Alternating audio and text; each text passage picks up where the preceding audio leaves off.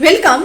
There is a new concept that has been brought to analyze lab quality water, and this is being developed by University of Tasmania. The idea is there would be a chromatograph which would be developed, and it could be a on-site detection of nitrite and nitrate ions. So it would help analyze the wastewater. It would be 10 times more affordable because somewhere the conventional pricing is around $10,000, which is exceptionally costly, and if the price goes 10 times less, this would cost somewhere around $500 to $1,000. It would have a 99% accuracy and can do 10 minutes. It would require per sample around 10 minutes, so it is much more faster, much more accurate. Now, what is this idea of Aqua Monitrix? So first of all, the sample would be collected through a vacuum pump. The water sample would be drawn, then this sample would be filtered and injected into the system.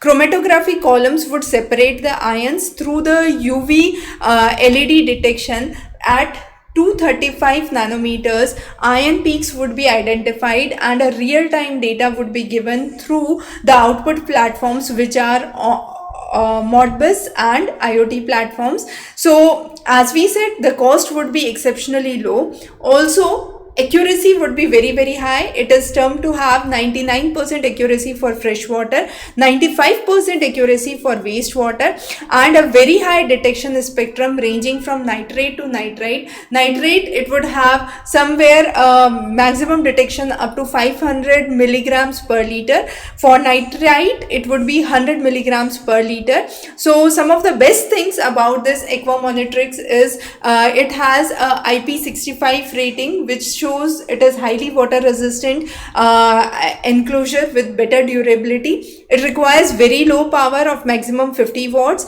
Battery backup would be there, so even if there are locations which are off grid, this could be potentially utilized, and the maintenance cost is very low because it requires simple sodium chloride reagents which could be easily transported and made available.